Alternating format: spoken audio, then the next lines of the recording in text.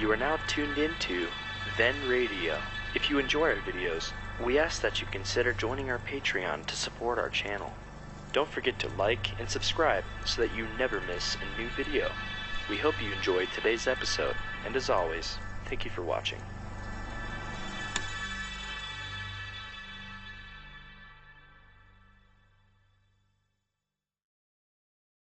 Petri Wine brings you Basil Rathbone and Nigel Bruce in the new Adventures of Sherlock Holmes.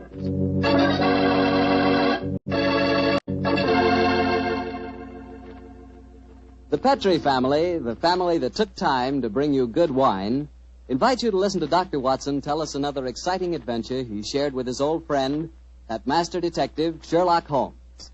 And if you will, I hope you listen to me for a second, because I want to tell you about a wine that can make waiting for dinner a pleasure. The wine is Petri California Sherry. Any evening, well, let's say tomorrow evening, right before dinner, pour yourself a glass of Petri Sherry. Just look at it. It's clear as crystal and a wonderful deep amber color. One sure sign of a good sherry. And if you need further proof of just how good Petri Sherry really is, taste it. What wine? That Petri Sherry has a flavor that you know comes right from the heart of the grape. And if you like your sherry dry rather than sweet, you'll really like Petri Pale Dry Sherry. There's no doubt about it. Petri Sherry is one of the most delicious before-dinner wines in this swell country of ours. Oh, and say, when you serve Petri Sherry, serve it proudly, because those letters, P-E-T-R-I, on the bottle, spell the proudest name in the history of American wine.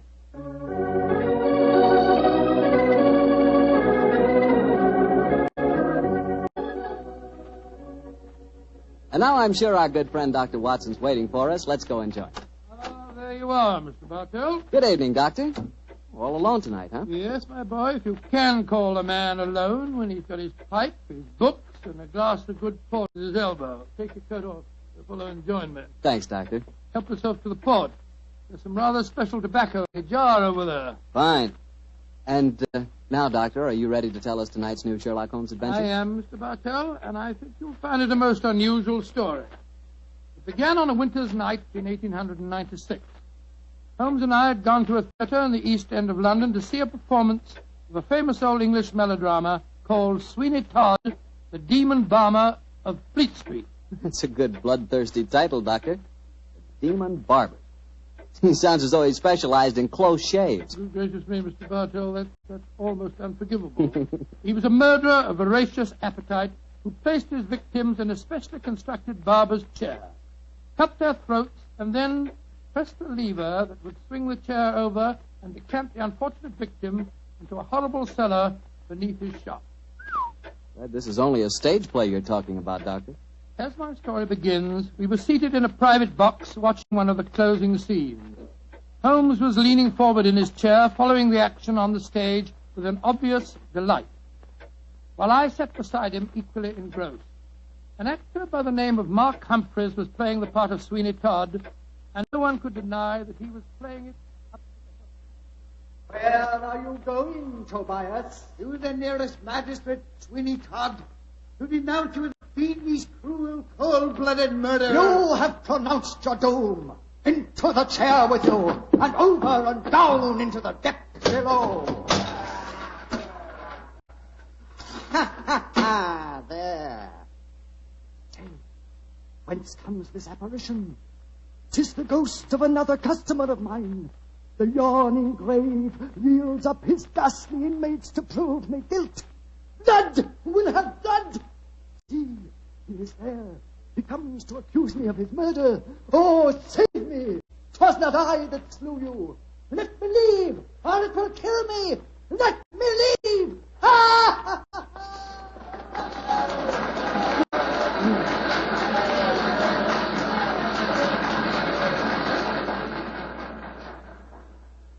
Oh, upon my soul, Holmes, that fellow Mark Humphreys is the most florid actor that I've ever seen on a stage. I find him enchanting, Watson. It seems to me he's really caught the flavor of this murderous monster piece. After all, a restrained performance of the barber Sweeney Todd would be unthinkable. Yes, I suppose it would. But I must say his makeup seems rather overdone. No barber would wear such an enormous beard. It would be most impractical. probably get in the customers' faces. By the way, I noticed from the program that Mark Humphreys, as well as being the principal actor, is also the owner of the company. Yes, the current trend towards the actor-manager is a healthy sign, I think. Come in. Excuse me, but is one of you gentlemen Mr. Sherlock Holmes? Yes, I am. Oh, I was asked to give you this note. Thank you. Now, who on earth knows that you're at the theatre, Holmes? We'll soon find out.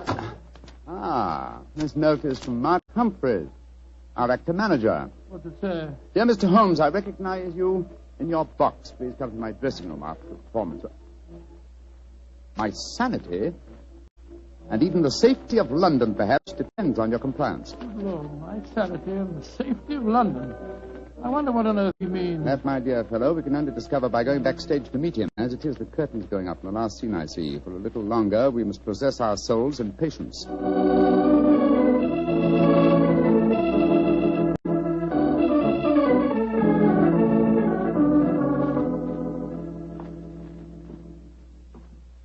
Mr. Sherlock Holmes? Yes, sir?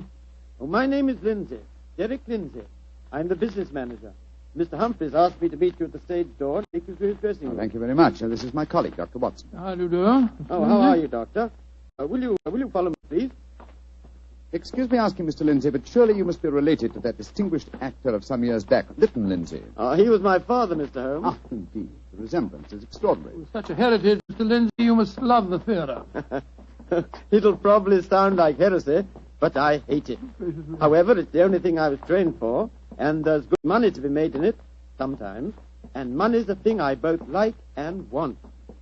Oh, Mr. Holmes, I do hope you'll be able to help Mark Humphreys. He certainly needs it. Oh, really? What seems to be his trouble? Well, he'll have to tell you that for himself. But his wife and I think... There's Mrs. Humphreys now. Maria! Yes, sir. Maria, this is Mr. Sherlock Holmes and Dr. Watson. Mrs. Mark Humphreys. How do you do? Oh, Mr. Holmes, I'm so grateful that you're going to see Mark. He's in such a dreadful state. There have been times lately when Mr. Lindsay and I have been afraid he's going out of his mind, haven't we, dear? Indeed we have. We're both dreadfully worried about him. In that case, I hope I can be of service. Which is his dressing room? Number 1, next door to mine. Derek, I think it'll be better if Mr. Holmes and Dr. Watson go in alone. I'm sure Mark will speak more freely if we're not in the room. I think perhaps that is a good idea, Mrs. Humphreys. We'll see you later on. Come on, fellow. That's all.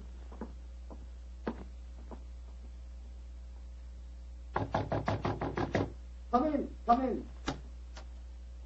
Holmes, thank heaven you're here. Close the door. Mr. Humphreys, this is Dr. Watson. Watson, eh? Yes, I know of you, too. How do you do, sir? Sit down, won't you, gentlemen? You're wondering why I asked you to come back and see me, of course. Naturally, sir. Well, I won't beat about the bush and waste your time. I come straight to the point. I'm going mad. Oh, come. I know. It come, sounds come. fantastic, but it's true.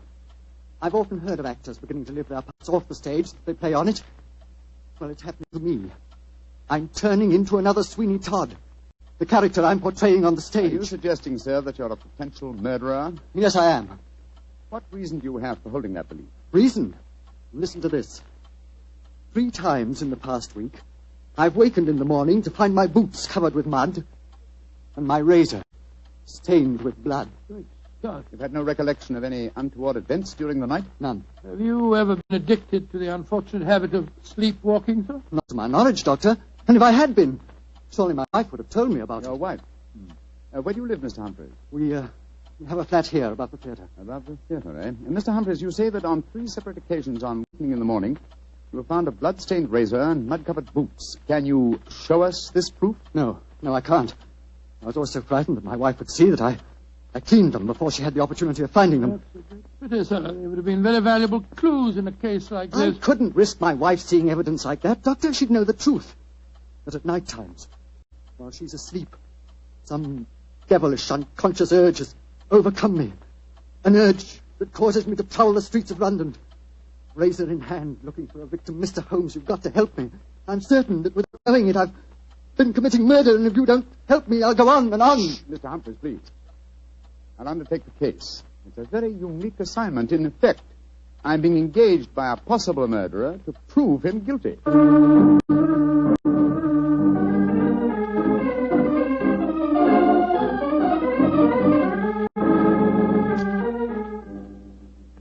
Well, Mr. Holmes, I've been through all the records we have here at Scotland What have you Yard. found, Inspector Gregson? The last 2 months, we haven't had one case of an unsolved killing with a razor. Any mysterious disappearances, Inspector? Bless your heart, Doctor. There's never a day that passes without one or two of them. Here's a list of them, Mr. Holmes, if it's any use to you. Thanks. Come on, Watson. In the morning, we can go back to the theatre and set our friend's mind at rest. I'm much obliged to you, Gregson. Glad to be of service, Mr. Holmes.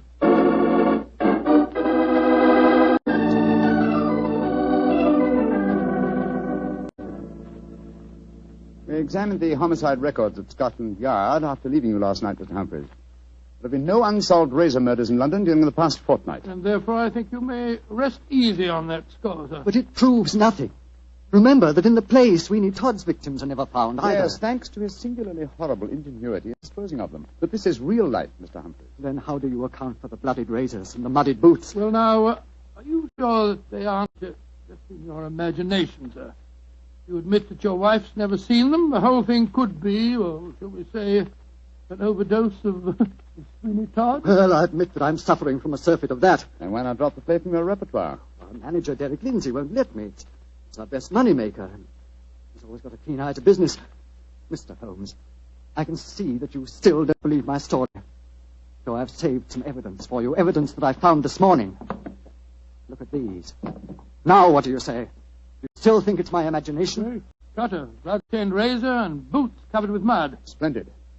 At last, some real clues to work on. How can you be so calm, Holmes? It happened again last night. Do you realize that I'm a murderer?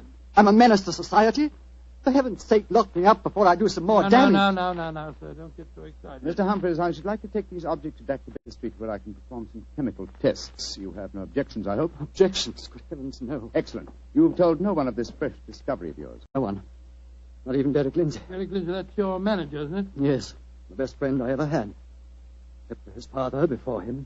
It was Derek who helped me back on my feet 2 years ago, when I put on that disastrous production of Macbeth.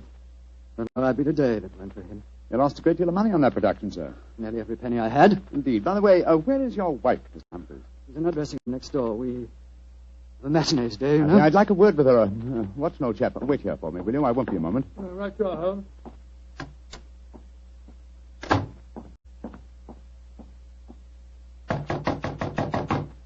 Who is it? Sherlock Holmes. You want to talk to me, Mr. Holmes? For a moment. May I come in, Mrs. Humphreys? Well, couldn't we talk on the stage? It's empty. I prefer to come into your dressing room, if you don't mind. What I have to say is confidential. Very well, then. Come in. Mr. Holmes, may I introduce Signor Vanelli, our musical director? How do you do, sir? It is a great honor to meet the so great Senior Holmes. I have so admired you. Oh, often I have envied you. Many times I say to myself, Snipsy... Signor Vanelli, if you don't mind, I wish to speak to Mrs. Humphreys alone. Oh, I quite understand. Excuse me, Signor. Adios, Cara Maria. Mr. Holmes, I'm really awfully glad of this opportunity to talk to you. Tell me truthfully, please, what's your opinion of my husband? I haven't formed a definite opinion yet. Except that it's possible that he's the victim of a fraud. I just wanted to ask you a couple of questions, if you don't mind. Of course not, Mr. Holmes. Has your husband ever shown evidence of being a sleepwalker? A sleepwalker? Oh, no, never. I see. Are you a light sleeper? Yes, I am. Exceptionally so. Why? Oh, just curious. You're being very mysterious, Mr. Holmes. Can't you tell even me what's going on? I promised your husband the answer to that question before tonight's performance. I'm afraid I can't tell you any more until then. Oh. And now may I ask a question? Oh, certainly. No, I won't promise to answer it. You said just now that my husband might be the victim of a fraud. What did you mean? Again, I'm afraid that you must wait for the specific answer to that question. However, there's another fraud being practiced on him that I can speak of now. What fraud? The fraud that you are indulging in, Mrs. Humphreys. What do you mean? Of course, this particular fraud is none of my business, but when I almost force my way into your dressing room and find your musical director, a quantity of rice powder on one shoulder and suggestions of rouge on his cheek, it doesn't take a great deal of intelligence to deduce that your husband is being deceived. Get out of here at once. That's exactly what I propose doing. Good day to you, madam. No doubt I shall see you later on.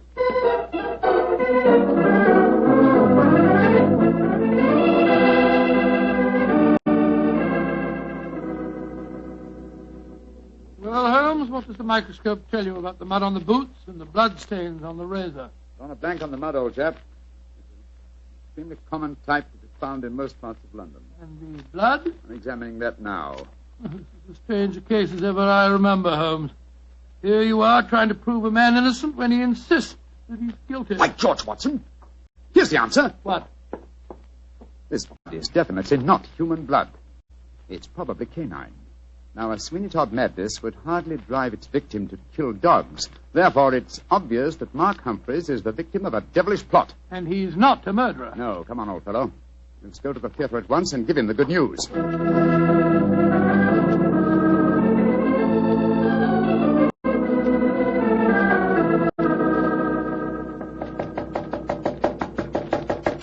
Why doesn't he answer? 3/4 of an hour before the curtain time. It must be in his dressing room. I'll knock again. Come on, Watson, let's go in. Holmes, look. Look, he's slumped over his dressing table. I hope we're not too late. Here, give me a hand with him. We are too late. His throat's been cut. Poor devil. I promised him a solution to his troubles before the night was over. Little did I think that the solution would be death.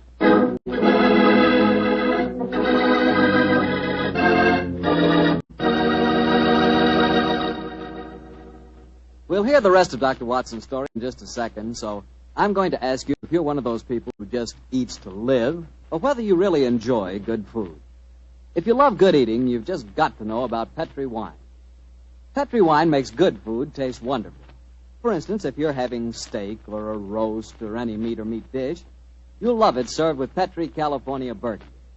Petri Burgundy is the last word in delicious red wine. Now, with chicken or fish, you can't beat the delicate Petri California Sauterne, a really extraordinary white wine. Just to make sure you don't miss either Petri wine, don't buy one, buy two. Buy both Petri Burgundy and Petri Sauterne. They're both swell because they're both Petri.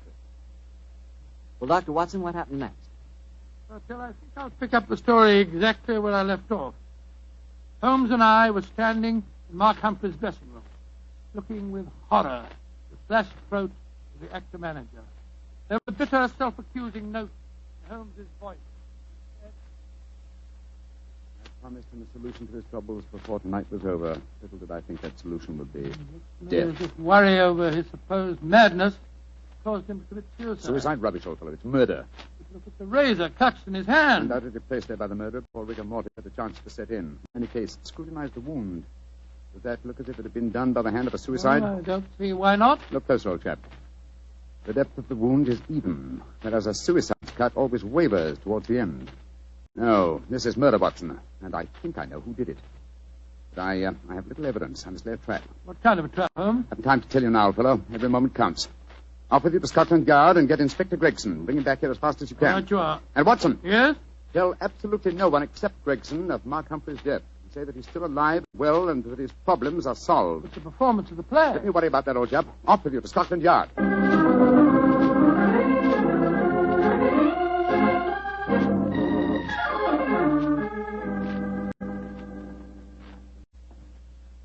I'm sorry it took so long to find me, Dr. Watson. I was out on another case, you see. No, that's all right, Inspector. But the performance, if there is one, must be nearly over by now. Here's the stage door, sir. Yes, here we are. Here, you can't go on the stage. Who says I can't? I'm Inspector Gregson of Scotland Yard. Oh, sorry. Performance is going on. I wonder who the devil's playing Sweeney Todd. Come along. Let's stand here in the wind. Quietly. It is only the wind whistling through this cellar. But this isn't possible. There's Mark Humphreys on the stage. I saw him with his throat cut. I don't believe in ghosts, Doctor. Great heavens, it's Holmes. Something like that. Who's this? It's you, Mrs. Barber. Somebody seems to cut your throat. For a pity. No more real pies. Tell Sweeney Todd who cut your throat, dearie, and you'll cut their throats, too. He'll revenge you while you burn down there in hell, dearie. He'll revenge you.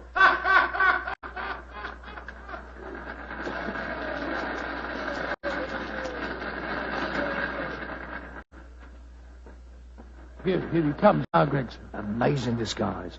I'd never have recognized him.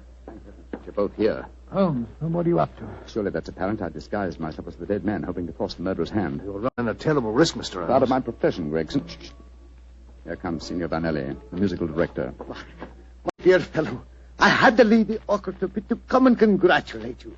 Never have you given a finer performance. Bravissimo, bravissimo. Thank you. But it is true. You hardly seem the same person. Your performance, she is incomparable. Keep it up, Mark. Keep it up. I think he spotted you, Holmes. Yes, sir. I didn't like his look as he said that. Well, whoever it is, they've got their hand soon. The curtain's going up in the last scene. Keep your eyes open and suspect everyone.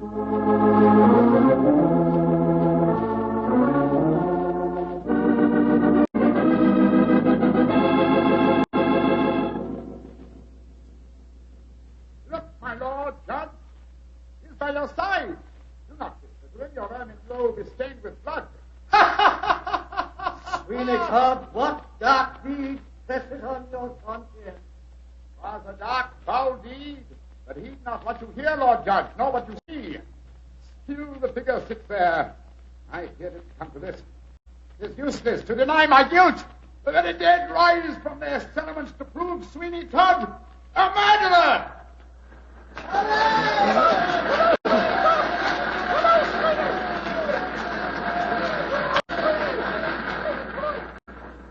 By George, what an actor he'd have made, Doctor. Yes, what an actor he is, Gregson. I'll be hanged if I know how he remembers the lines, though, even if he has seen the play half a dozen times. Here he comes now. Bravo, Holmes. You did splendidly. But it didn't work, Watson. It didn't work, confound it. Murderer still hasn't tipped his hand. Have I underestimated him? Looks as if you have, sir. And if you don't mind my saying so, I think you'd have been a lot wiser to let me handle the case as soon as you found his body, instead of going in for all this dressing up stuff. Oh, but of course. Now I see it. Only one person could have killed Mark Humphreys. Who, Holmes? Do as I say, and I'll show you. I'm going to Humphreys' dressing room now, alone. Give me a few moments' start, and then follow me. Out of sight, but within earshot. Dr. Watson, why does Mr. Holmes always have to be so blooming mysterious? Why can't he just say who the murderer is and take us to him? Well, I've been with Mr. Holmes on a great many cases, Gregson, and yet I can't answer that question. Come along. You've got a big enough start now. Let's follow him. I'm very fond of Mr. Holmes, you know, Doctor, and yet there are times when I get so angry with him. He shouldn't risk his life like that. You know Mr. Holmes. He'll never change. Well, if he don't, one of these days he's going to wake up and find himself dead. Shut the door. Someone inside with him. You devil, Listen. Humphreys! How many times do I have to kill you? Great Scott, it's Derek Lindsay, the business manager. Come along, Gregson. No, Lindsay! You succeeded in killing Humphreys, but you won't kill me. Grab his arm. Look out for that razor. Here, you. Let go of me! No, you don't. Ah, very neat, Gregson. Are you all right, Holmes? Perfectly, thanks, old chap, though I'm a little tired. Gregson, my dear fellow, will you take over from here? I think I've had enough melodrama for one day.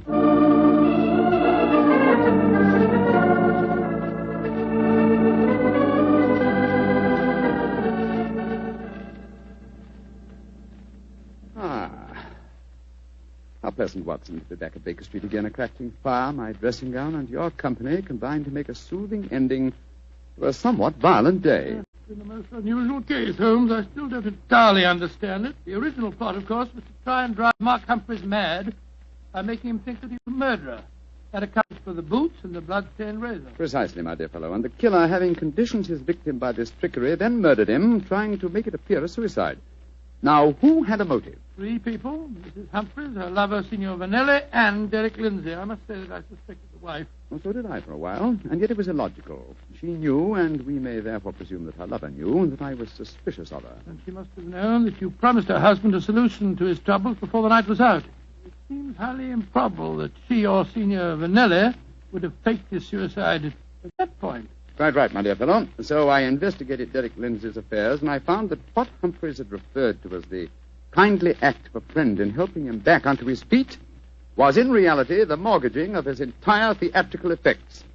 Lindsay stood to inherit the theater on Humphreys' death. Therefore, I was convinced that he was the killer. And then, after he'd murdered him, he saw what he thought to be Mark Humphreys on the stage. Ah, that's where I was slow and stupid, old chap. I couldn't imagine what motive gave the cold, clear nerve to suppress all reactions when he saw his supposed victim revived on the stage. Only at that moment did I realize. And what was the motive that made him hold his hand? The characteristic that ruled his life, Watson. Avarice. A morbid love of money. You see, if he'd attacked me during the performance, he'd have had to refund the money to the audience. His greed conquered all other passions. It made him wait until the performance was finished before he attempted my life. You know, Holmes, now that the case is solved, I'll tell you something in confidence. Please do, old fellow. What is At it? the end of the play tonight, I was afraid that you'd made a mistake, that you'd slipped off on the case. Gregson thought so, too. And I, Watson, will tell you something in confidence. Oh, what is it? There were three of us that felt the same way. Well, now you're being modest, Holmes.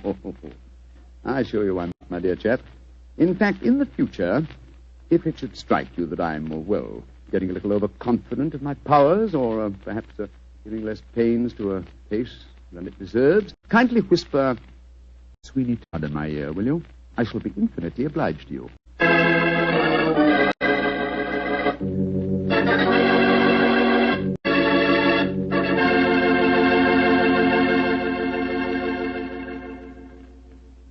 Doctor, that was a swell story. And a pretty narrow escape for Holmes. Yeah. He said he almost solved the case too late. Fortunately, it ended well. Mm-hmm. The thing that sticks in my mind is the fact that this was one of the very rare occasions when Holmes almost made a serious mistake. Well, we all make mistakes at times, don't we? Rathbone, I said we all make mistakes at times. I suppose so. You mean to stand there and tell me that you never make a mistake? Well, not when it comes to choosing a wine, I don't, because I always choose Petri. Rathbone, you trap me again. Could be. But honestly, Doctor, when you choose a Petri wine, you know it's a good wine. Because good wine is the only kind of wine the Petri family makes. And it's easy to understand why when you realize that ever since they started the Petri business way back in the 1800s, the Petri family has handed on down from father to son, the highly developed fine art of winemaking. Yes, the Petri family's been making wine for generations. That's why, no matter what type of wine you prefer, for any occasion, you can't go wrong with a Petri wine because Petri took time to bring you good wine. Well, Dr. Watson, do you care to give us a clue about next week's Sherlock Holmes adventure? Let me see. Next week, Mr. Bartell, next week now. Yes, I'm going to tell you a colorful story that took place in the Parisian circus in 1890. It concerns a very important personage, the Lady Bareback Rider, and a strange death. But that warning. Oh, boy, I can't miss that one, Doctor. Good. Well, now, before you go, I want to say something to all our friends. I want you just to think for a minute. Think of how terrible it is to see helpless little children stricken by infantile paralysis. And then realize that infantile paralysis can be beaten. It can be beaten in very many cases. And your money, your dimes, can do it. Join the March of Dimes. Send your dimes to your local March of Dimes headquarters. Let's help little children walk. Let's help them live.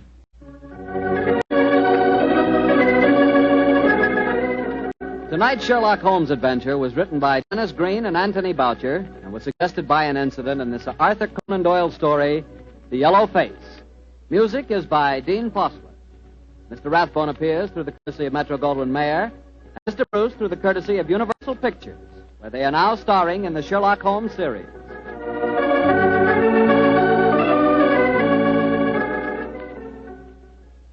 The Petri Wine Company of San Francisco, California, invites you to tune in again next week, same time, same station. Sherlock Holmes comes to you from our Hollywood studio. This is Harry Bartell saying good night for the Petri family. For a solid hour of exciting mystery dramas, listen every Monday on most of these same stations at 8 o'clock to Michael Shayne, followed immediately by Sherlock Holmes. This is the Mutual Broadcasting System. This is the Mutual Broadcasting System. This is the Mutual Broadcasting System. This is the Mutual Broadcasting System. This is the Mutual Broadcasting System. This is the Mutual Broadcasting System. Petri Wine brings you Basil Rathbone and Nigel Bruce in the new Adventures of Sherlock Holmes.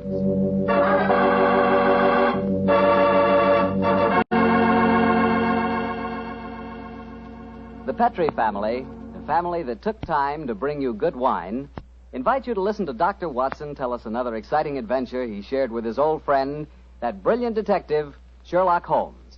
And say, while you lend an ear to the good doctor, you'll get a lot of pleasure out of a glass of rich, ruby-red Petri California port. Just sit back and sip that Petri port leisurely. There's a wine that's just perfect after dinner. A wine that really goes with storytelling and conversation. Petri port is as rich in flavor as it is in color. And what a flavor.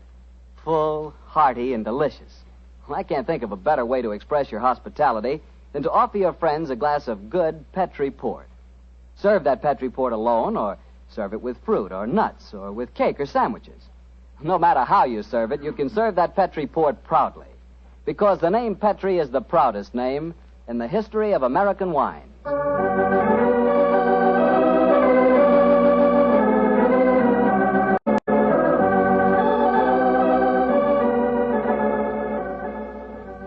Well, here we are once again, keeping our weekly date with Dr. Watson.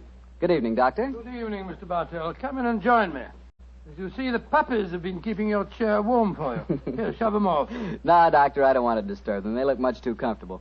I'll sit over here, thanks. There's tobacco in the jar beside you, cigarettes in the box, and some excellent port on the sideboard, so make yourself at home. Thanks, Doctor. Are you all ready with tonight's new Sherlock Holmes adventure? Yes, Mr. Bartell, though I'm afraid after all these years it's going to be a little hard for me to recapture for you the spirit of the story. Last week you told us that a band of gypsies played a prominent part in the adventure. Yes, they did indeed. And it was amid that colorful atmosphere that my story begins. It was in the autumn of 1890. My old friend Sherlock Holmes had persuaded me to leave the comforts of my domestic fireside for a few days and to accompany him to the tiny village of Bragston on the Marsh, in the heart of the Norfolk Fen district. What took Sherlock Holmes up there, Doctor? I'm afraid that at the time we left London, Mr. Bartell, he concealed his true purpose from me, saying only that he wanted friendly companionship and a strong right arm. Not until later did I learn that he was then on the track of one of the last clues that led to the confining of the Moriarty gang. But to get on with my story. We arrived at Bragston on the Marsh and settled ourselves in the village inn. And after an early dinner, we strolled across the fields to the gypsy fair that was encamped nearby. It was a colorful sight, Mr. Bartell. Naphtha flares lighted a group of tents and caravans dotted round the edge of the marsh. And as gold-earring gypsy girls told fortunes and danced, swarthy gypsy men played on their violins the haunting melodies of their ancestors.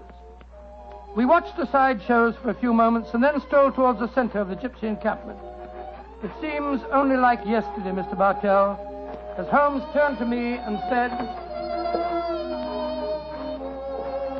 Far cry from Baker Street, isn't it, Watson? Yes, indeed. Just the same, Holmes, I'm convinced that you're not here purely for holiday. You're on the trail of some criminal. No, old chap, I'm on the trail of a clue. A clue, if I find it, may lead to the confounding of the Moriarty gang. Holmes, can't you be a little more explicit?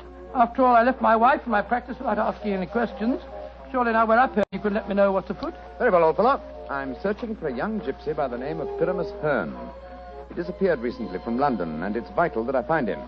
I know that he can give me some essential information on our old enemy, Professor Moriarty. And you're expecting to find the gypsy here? I hope to get news of him, at least. His father, Jasper Hearn, is head of this particular encampment. Well, why don't you ask if you can see him? Just what I'm about to do, my dear fellow. Well, here comes the gypsy. Now, I'll ask him. All right. Oh, excuse me.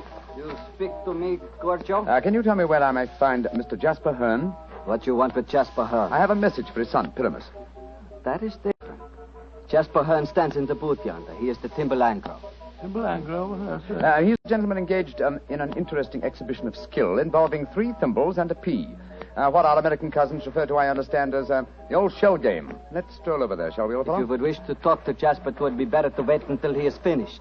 A Timberlangro needs all his wits about him. By Joe, look at that stunning girl in the tent over there. Who's she? Her that is penning the rice tuckering. That is Lydia Pentalangro. Excuse me, I shall tell Jasper to expect you later. I can't understand a word they say, Holmes. Penning the what?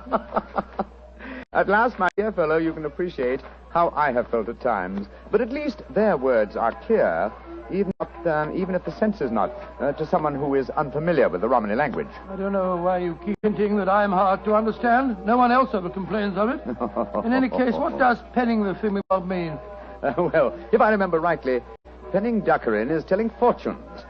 And from the sound of things, Lydia Pentalangro is not greatly pleased with the duckerin she pens. No more. Lydia can tell no more fortune. Come on, Watson.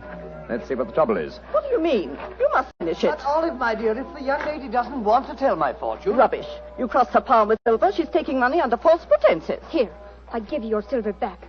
Lydia has never taken money under false pretenses, nor has she told the future when she does not wish to. Goodbye to you. The insolence of these gypsies is intolerable. If I had my way, they'd be run out of the county. Now, my dear, don't get so excited. The poor girl's probably... Good evening. Major Treadgold, isn't it? Huh? I don't think I have the pleasure of your... Oh, dear me. It's Mr. Sherlock Holmes. Yes, sir. Well, bless my soul. Haven't seen you since that last meeting of the Geographical Society. Oh, I'd like you to meet my wife. How do you do, Mrs. Treadgold? How do you do? This is my friend, Dr. Watson. How do you do? What brings you up to this part of England, Holmes? Are you hot on the trail of some desperate criminal? Dear me, no. Dr. Watson and I are taking a little holiday, and you and your wife? We live here in the manor house. Well, you're very lucky. It's a beautiful part of the country, Mrs. Treadgold. I hate it. I was born and brought up in London. I'm never really happy outside a city. Yes, Oliver's not one for the peace of the countryside, I'm afraid. Well, perhaps we'll get back there. It's a little difficult these days, you know. We've got the boy to consider. Boy? Your son, sir? My dead brother's son, Doctor. We have no children. My little nephew's only 4 years old, you see, and I'm his guardian, as well as being executor of his estates up here. So you can understand it would be difficult for us to get back to London. It's only difficult because you put the child's happiness before mine, Arthur. Oh, now, Olive, you know I have to watch his interest up here. After all, when he comes of age, he'll be one of the richest young men in Norfolk. Yes, and with money that should have come to us. In any case, Arthur, if we do have to live up here, I'd find it more tolerable if you'd keep this gypsy scum off the estates. You seem to have taken a violent dislike to the gypsies, Mrs. Treadgold. May I ask why? Oh, they persecute us. They steal our sheep, they break our windows, and just the other day they wantonly led our prize pig into the Bragstone quagmire and let the beast perish. Why should they single you out for persecution like this, do you suppose? Oh, I can't imagine. I've always tried to be nice to them. Too nice, Arthur. That's your trouble. Well, I have a very good reason for humoring them, my dear. You see, Holmes, I've always been afraid they may carry this feud so far that they'll even hurt the baby. Olive, my dear, I wonder if you'd go ahead and wait for me in the carriage. It's getting rather chilly. I'll join you in a moment. Very well, Arthur, but don't keep me waiting long. Good evening. Good evening. Good night, Mr. Treadgold. Let's stroll away from the camp, shall we? I've got something very important to tell you. Something I didn't like to say in front of Olive. The gypsies have threatened to kidnap our boy. How shocking. What form did their threat take, sir? This letter. I found it pinned on the frame of my dressing room mirror when I went up after dinner tonight. Let me see it, will you, please? Well, what does it say, Holmes? A Romany Rye... A Romany Rye? Won't take your insults forever, Major and Mrs. High and Mighty. Watch out for the Treadgold heir. The Bragstone quagmire would make a nice finishing school for him. Romney Rye? What's that mean? Well, it's their own term, meaning gypsy. Mr. Holmes, what shall I do? Major Treadgold, Great heavens! That shot just missed me. Where the blazes had come from? I can't see a soul. They have come from behind any one of those caravans ahead of us. If you wanted direct evidence, gentlemen, this is it. That is the first open attempt on my life. Holmes, what extraordinary luck for me that you're in the neighborhood. I'll pay you any fee you name to handle this business. It seems to me that this is a job for the police. I don't want to go to them. Oh, why not, sir? Well, I'm afraid that these attacks may stem from some injustice to the gypsies committed by my late brother. If that were so, I wouldn't wish to expose the fact. I want this kept private. What do you say, Mr. Holmes? Very well, sir. I'll accept the case. It shall be kept private, and I promise to do everything in my power to protect the safety of the Treadgold heir. We are staying at the Rose and Crown in the village. Please get in touch with me if there should be any further developments. The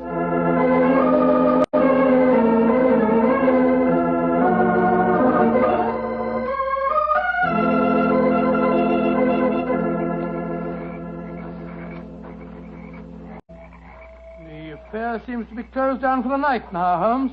They're turning out the naphtha flares. Yes, let's stroll over to Jasper Hearn's caravan, shall we? He should be free now. Well, if he's head of this tribe, he ought to be able to tell you something about this Treadgold business. Yes. Though I shall first ask him about his son, Pyramus, the man I'm looking for. I think the fact that I know his son will inspire confidence. Here we are. This is the caravan. That girl, Lydia Petrulengo, sitting outside, the one that was telling fortune. Yes. Good evening. Who are you, and what do you want? I wish to speak to Jasper Hearn. He is not here.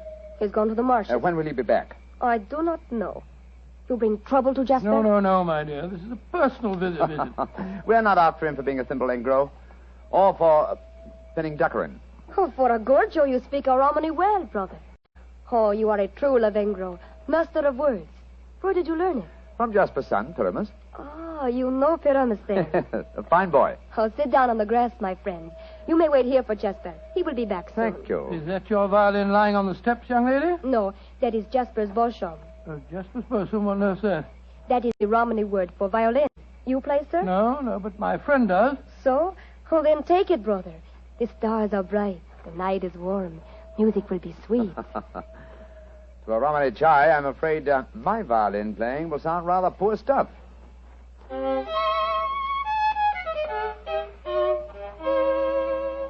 Play on, brother.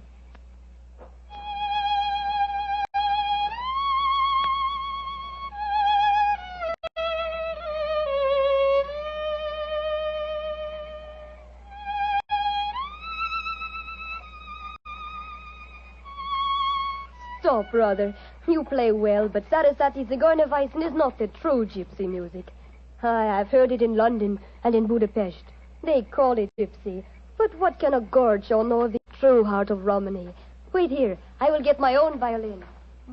Charming girl, charming. But why do you keep on talking about gorgios?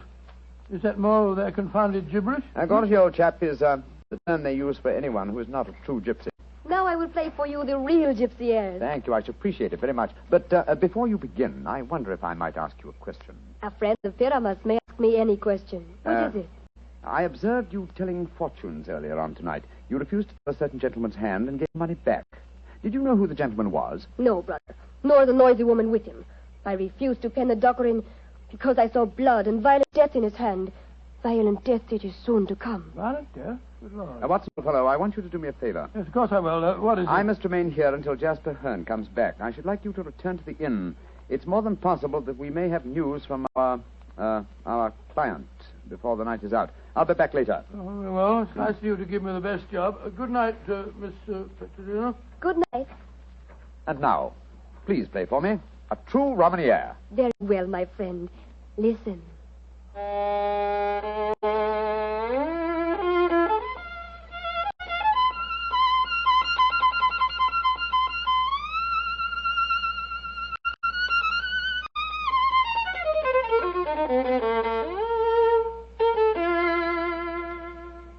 Now you must play, brother. I shall make a true Bochemanger of you. Come, see if you can follow me.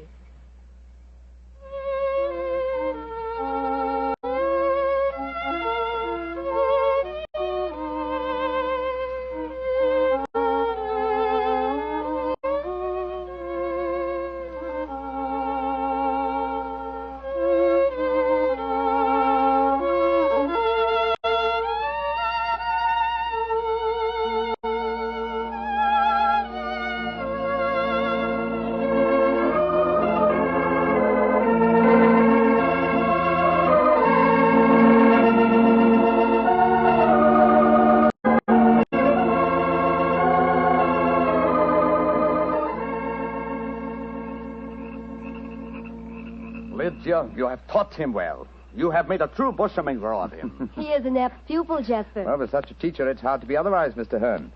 That is, if one has a spark of music in one's soul. Call me Jasper, brother. You have spoken well of my son.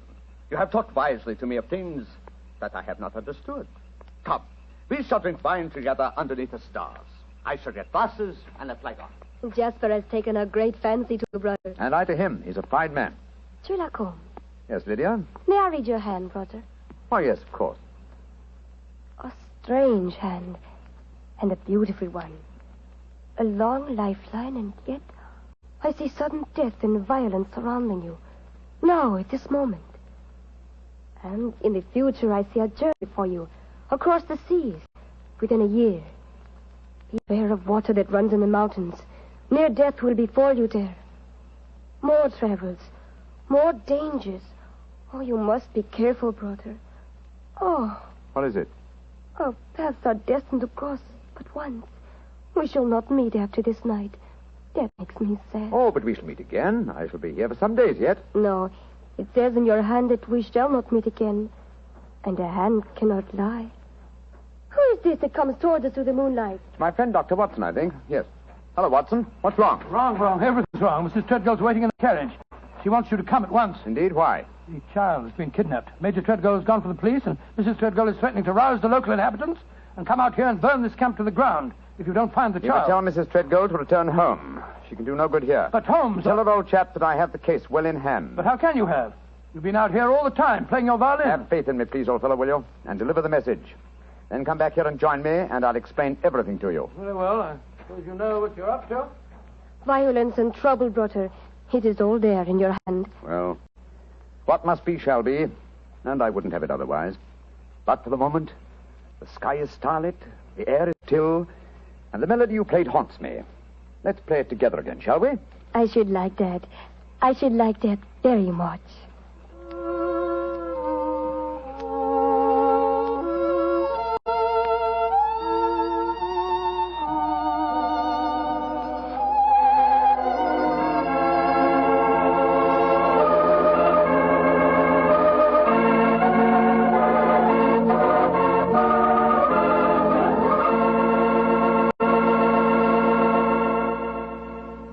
Dr. Watson will continue his story in just a few seconds, during which time I'd like to talk specifically to the ladies, if I may, and tell you about Petri California Muscatel. Just as Petri California Port has long been known as the wine of gentlemen, Petri Muscatel has been known as the favorite of the ladies. That's because Petri Muscatel is a golden-colored wine that looks like captured sunshine and tastes as... Well, did you ever taste big, plump muscat grapes picked when they're still misty and dew-covered? If you have, you know what to expect when you taste Petri Muscatel. The flavor of Petri Muscatel comes right from the very heart of luscious, hand-picked muscat grapes. You couldn't ask for a more delicious wine than Muscatel. Petri Muscatel. Well, Dr. Watson, I must say this is a strange story you're telling us. You mean to say that the heir to the Treadgold estates had been kidnapped, and yet Sherlock Holmes paid no attention? Yes, that's what it seemed like, Mr. Bartell. I couldn't understand him. I've never known him to be so indifferent to a case. There he sat until the early hours of the morning as he and that girl scraped away at their violins and never said a word about the kidnapped baby. Finally, as we walked home across the fields a few hours before dawn, his mind seemed to return to the matter at hand. He spoke quietly, and yet there was a note of suppressed excitement in his voice. What's the matter, fellow? You're angry with me, aren't you? No, Holmes, I must say, but I'm a little confused. That girl seems to have bewitched you. Have you forgotten that you accepted the job of guarding the Treadgold heir, and that the child was kidnapped tonight? No, I'm fully aware of the fact. Holmes, heaven's sake, stop being so infernally matter-of-fact. What's come over you? Oh, possibly it's the mood of this mild autumn night. It is indeed a St. Martin's summer. So much so that I've left my coat and deerstalker cap behind me at the encampment. Let's go back, shall we? And incidentally, when we get there, I can set your mind at rest by showing you the kidnapped child. You mean you know where it is? Certainly. It's, in the camp. Then the gypsies did steal it. No, my dear fellow. I did. What? This is one of those occasions when you absolutely infuriate me, Holmes. If you must keep me up half the night while you have a fitting concert with a gypsy girl, least of all you can do is tell me what's going on. You see, you stole the child yourself. In heaven's name, why? Because the threatening note to Major Treadgold was so obviously a fraud. Oh, why do you say that? You will remember that the letter began, "A Romany Rye will not take your insults forever." Now, a Romany Rye, despite what Major Treadgold said, does not mean a gypsy, but a man who knows about gypsy law. It is a term no true gypsy would apply to himself. He would use the expression Romany child. So it was obvious from the beginning that no gypsy threatened the child. Now, who else had a motive for harming it? Well, Major Treadgold, because he stood to inherit the estate. Yes, or his wife. It's quite obvious she has no liking for our present life, and the child is an obstacle to a new one. With the child kidnapped and later made away with, obviously they both stood to gain a great many of the things they wanted. Yes, by Joe, you're right. And whoever the culprit is took the precaution of pinning the blame in advance on the unfortunate gypsies by writing the false kidnapping note. Wait a minute, but how about the shot that was fired at us tonight as we walked with Major Treadgold? Probably fired by an accomplice to the plot, in order to give authenticity to the supposed danger. And the child is now in the gypsy encampment. Yes, I promised that I would protect the Treadgold heir, and so I arranged with Jasper Hearn to have the boy kidnapped for his own safety. But if anyone should find the child, they'll say the gypsies deliberately stole him. Oh, I'm quite certain that before that occasion arises, old chap, the criminal will have shown his or her hand. Come on, old fellow. Put your best foot forward. It's a long way back to the camp yet, and it's nearly dawn.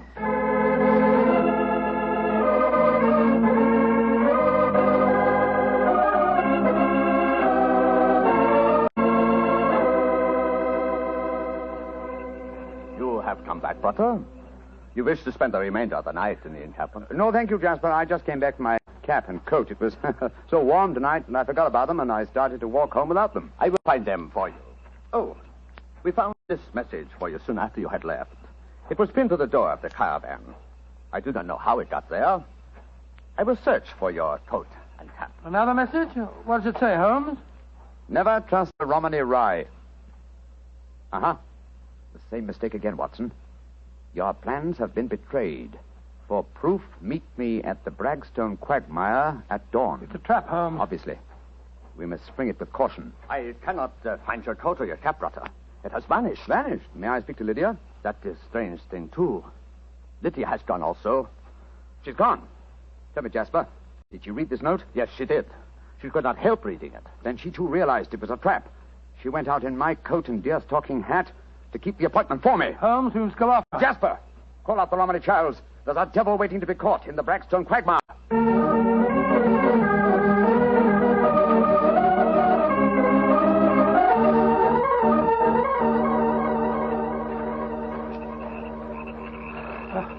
How much further to the quagmire, Jasper? 200 yards. No more. There's Lydia. There she is. And she's dressed in my deerstalking hat and coat, walking into the trap that was set for me. Lydia! Lydia! They got her. Look. She stumbled. She's fallen. I'll go to her, Watson. Jasper, get that devil who staged this fiendish plot. I've a score to settle with him. Do not worry, brother. The score will be settled. Follow me, Doctor. Right you are. I'm right behind you. Lydia! Sherlock Holmes, I was wrong. We do meet again. Your hand lied to me. Oh, Lydia. You're wounded. What can I do for you? There is nothing you can do, brother. No one can help me now. There is little pain. There is little time. Please, hold my hand. There. Tell me, Lydia, did you see who fired the shot? Yes.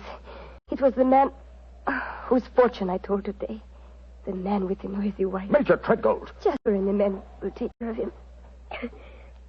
There is one thing I wish to tell you, brother. Yes? Our short meeting has brought me happiness. I should like to think I can leave you something so that you will not forget me. I shall always remember you, Lydia. Always. You gave your life for mine. There is one thing of mine that I wish you to have. It will remind you of me. What is it? My violin. It brought us together. I should like you to have it, brother. Lydia. Do not be sad. It is good. My life for yours. You will give help to many people. It is in your hand. Goodbye. Oshimengro.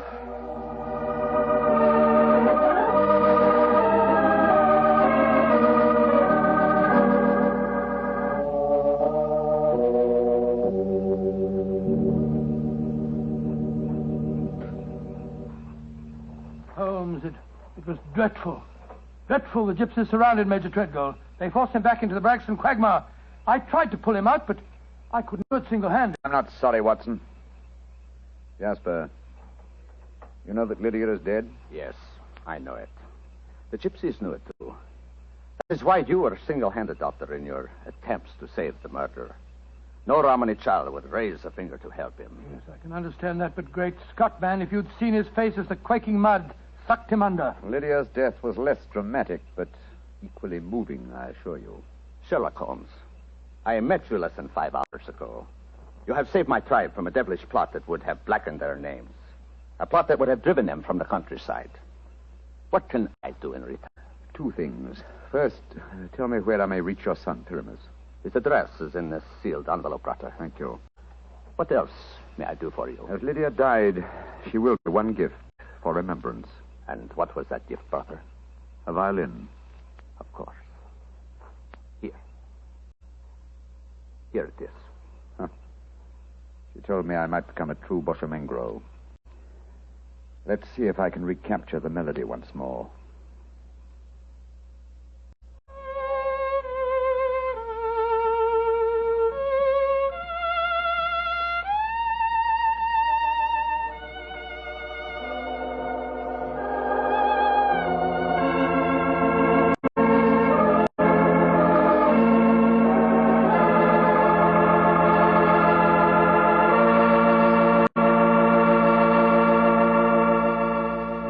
Doctor, that was a very strange story. A very fascinating one. But tell me, do you really believe that gypsies can tell your fortune by reading the palm of your hand? Oh, frankly, I don't know, Mr. Bartell. Perhaps they can. Perhaps it's coincidence. And then again, maybe some gypsy women have a heightened sense of intuition. You know, a woman's intuition can be an extraordinary thing. Yeah, so my wife keeps telling me.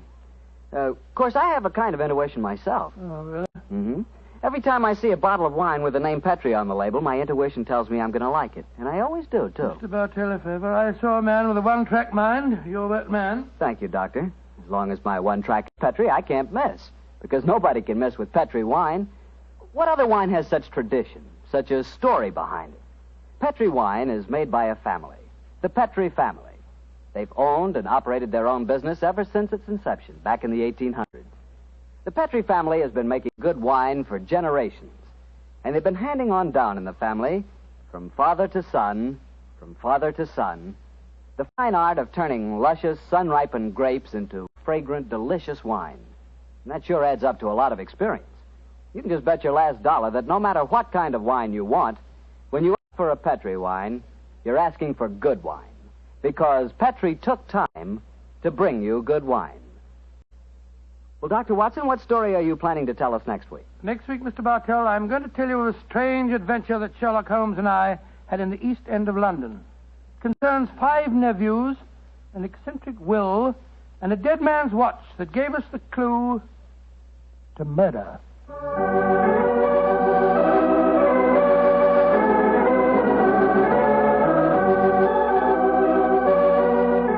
Tonight's Sherlock Holmes adventure was written by Dennis Green and Anthony Boucher and was suggested by an incident in the Sir Arthur Conan Doyle story, The Adventure of the Red Circle. Music is by Dean Fostler. Mr. Rathbone appears through the courtesy of Metro-Goldwyn-Mayer, and Mr. Bruce through the courtesy of Universal Pictures. They are now starring in the Sherlock Holmes series.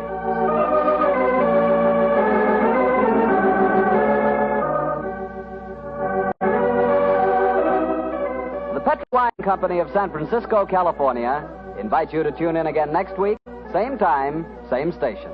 Sherlock Holmes comes to you from our Hollywood studio.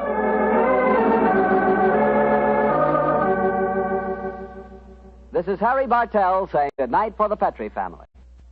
For a solid hour of exciting mystery dramas, listen every Monday on most of these same stations at 8 o'clock to Michael Shayne, followed immediately by Sherlock Holmes.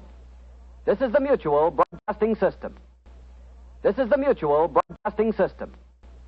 This is the Mutual Broadcasting System. This is the Mutual Broadcasting System. This is the Mutual Broadcasting System.